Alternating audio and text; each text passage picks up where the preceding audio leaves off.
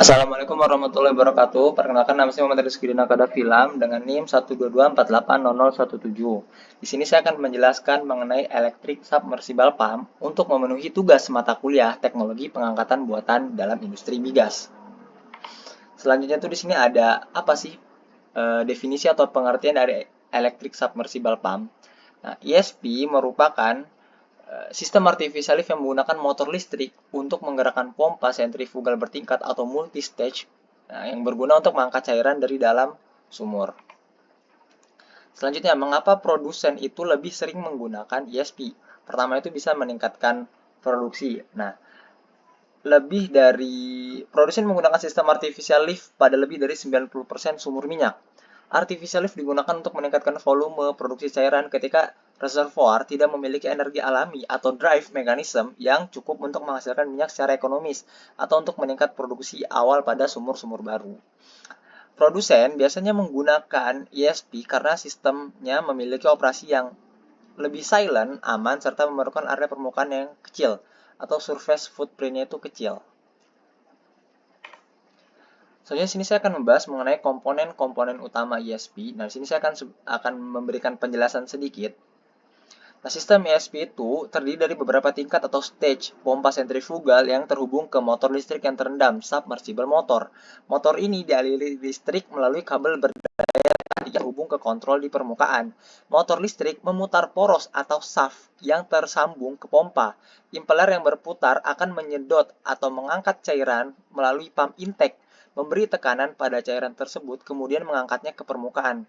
Terdapat pula desain discharge terbalik atau invert discharge design yang konfigurasinya sama, namun dengan posisi tingkat pompa terbalik untuk memompa cairan dari permukaan ke dalam formasi sumur.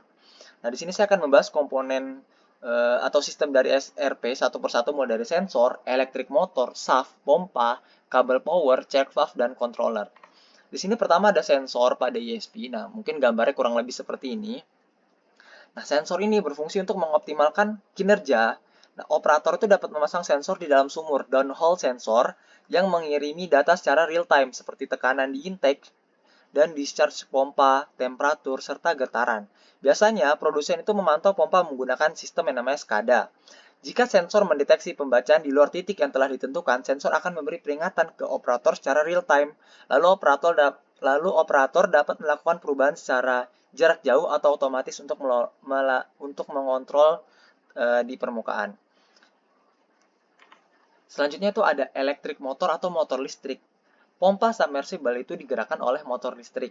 Ukuran motor serta tenaganya atau horsepower ditentukan oleh jumlah tingkat pompa yang diperlukan untuk menghasilkan tekanan yang cukup untuk mengangkat cairan atau fluidanya itu ke permukaan. Karena ukuran motor bervariasi, maka panjang dan diameter peralatan ESP juga ditentukan oleh ukuran dari elektrik motornya itu. Temperatur motor akan meningkat saat beroperasi, namun didinginkan oleh cairan sumur yang melewatinya. Motor diisi minyak sintetis sebagai perlindungan elektrikal dan pelumasan serta membantu menyebarkan panas secara merata. Selanjutnya di sini ada shaft, pump intake, and stage. Pertama itu saya akan membahas mengenai shaft atau poros. Shaft menghubungkan motor dengan impeller pompa melalui seal chamber. Poros didesain dengan diameter sekecil mungkin tanpa mengorbankan powernya atau kekuatannya, sehingga memungkinkan volume cairan yang lebih besar melewati intake pompa. Selanjutnya di situ ada intake pompa. Intake pompa itu adalah bagian di mana cairan sumur masuk ke dalam pompa submersible dan diarahkan menuju impeller. Jenis intake yang digunakan bergantung pada karakteristik dari fluid reservoirnya, terutama rasio gas cairan atau gas liquid ratio. Desain standar tidak memisahkan gas dan digunakan untuk sumur dengan gas liquid rasionya itu yang rendah. Untuk memisahkan gas dalam aliran sumur dengan gas liquid ratio yang relatif tinggi, biasanya produsen itu menggunakan intake jenis reserve flow atau rotary yang dinamis. Dalam intake reverse flow, cairan dengan gas bebas mengalir naik di bagian luar saringan intake, lalu melalui lubang di bagian atas saringan, kemudian turun menuju lubang intake, dan naik kembali ke tingkat pertama pompa. Aliran yang berbalik ini membantu memisahkan gas yang lebih ringan dari gas cairan. Gas yang telah dipisahkan naik melalui anulus casing dan keluar di kepala sumur atau di wellhead. Jalur aliran balik yang lebih panjang dapat meningkatkan efisiensi pemisahan gas dan cairannya. Selanjutnya ada intake rotary atau disebut juga dynamic gas separator. Ini menggunakan sentrifugal untuk membantu memisahkan gas. Separator rotary bekerja mirip sentrifus menggunakan ruang berputar, roda dayung, pedal well, atau vortex induksi untuk menghasilkan gaya sentrifugal pada cairan. Rotor atau vortex yang dihasilkan mendorong cairan yang lebih berat ke bagian luar dan memungkinkan gas bebas bergerak ke bagian tengah ruang. Lalu gas dikeluarkan melalui lubang pembuangan kembali ke dalam sumur.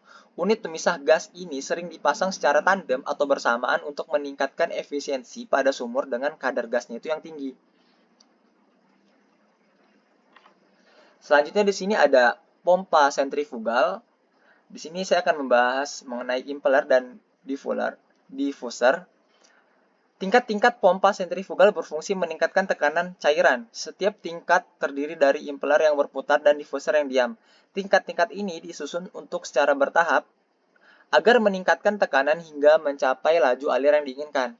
Cairan mengalir melalui impeller yang berputar, meningkatkan energi kinetik atau kecepatannya, kemudian cairan masuk ke diffuser yang mengubah energi kinetik tadi menjadi energi potensial sehingga tekanan discharge naik. Cairan mengulangi proses ini di setiap stek pompa. Proses ini berlanjut hingga cairan mencapai tekanan discharge yang telah didesain. Kenaikan tekanan ini disebut dengan total developed heat atau TDH. Impeller ini sangat penting dalam pengoperasian ESP karena menentukan laju alirnya. Selanjutnya itu ada jenis impeller. Jenis impeller ini itu ada dua. Pertama itu radial flow. Nah itu memiliki sudut fine sekitar 90 derajat, cocok untuk laju alir yang rendah. Terus ada mixed flow impeller memiliki sudut fan sekitar 45 derajat, cocok untuk laju alirnya yang tinggi. Selanjutnya itu ada kabel power. Nah, kabel daya ini menyalurkan listrik dari surface, dari permukaan ke motor ESP. Kabel dipasang atau diikatkan pada tubing produksi dari bawah kepala sumur atau wellhead hingga motor untuk mendukung berat kabel dan mencegah keausan secara mekanis. Kabel dibuat khusus untuk lingkungan ekstrim sumur dengan lapisan luar yang tahan terhadap kerusakan fisik dan elektrik. Selanjutnya di sini ada check valve. Check valve ini biasanya dipasang pada tubing. Beberapa sambungan di atas pompa fungsinya menjaga tubing di atas pompa agar tetap penuh cairan ketika pompa tidak beroperasi. Komponen permukaan ESP biasanya itu meliputi sumber listrik, peralatan komunikasi, serta ESP controller. Selanjutnya di sini ada controller ESP. ESP controller mempertahankan aliran listrik yang tepat ke motor pompa, tergantung aplikasinya. Digunakan controller kecepatan variabel atau variable speed drive atau VSD atau soft start. VSD dapat manual atau otomatis. VSD otomatis membaca data dari SCADA lalu menyesuaikan kecepatan motor untuk mengoptimalkan produksi. Soft start hanya memiliki satu kecepatan untuk mencegah motor terbebani berat saat awal operasi. Alat ini secara perlahan menaikkan kecepatan motor hingga mencapai kecepatan operasi yang didesain. Selanjutnya itu di sini ada keuntungan dari ESP. Kita ketahui berbeda dengan SRP, ESP itu cocok untuk sumur horizontal atau sumur yang miring. Berbeda dengan SRP itu biasanya digunakan untuk sumur yang vertikal atau lurus. Selanjutnya itu ESP sendiri itu minim kebutuhan ruang kontrol di bawah permukaan. Hening aman dan footprintnya itu kecil atau luas daerah yang dibutuhkan di subsurface itunya kecil dan mampu menangani volume produksi dalam skala yang besar dan efektif untuk recovery secondary dan kondisi yang korosif. Selanjutnya di sini ada kekurangan ESP. Kekurangan dari ESP sendiri itu biasanya ialah sensitif terhadap kandungan padatan dalam produksi. Biayanya tinggi jika terjadi kegagalan perawatan, biaya pengangkatan, dan downtime-nya.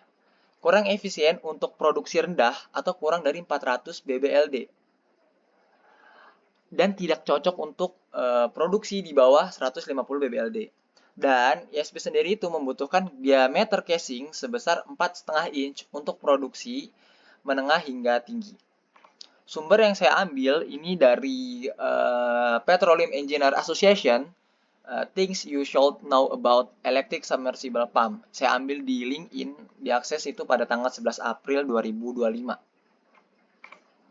Ya, mungkin itu saja yang bisa saya dapat sampaikan. Kurang lebihnya saya mohon maaf. Assalamualaikum warahmatullahi wabarakatuh.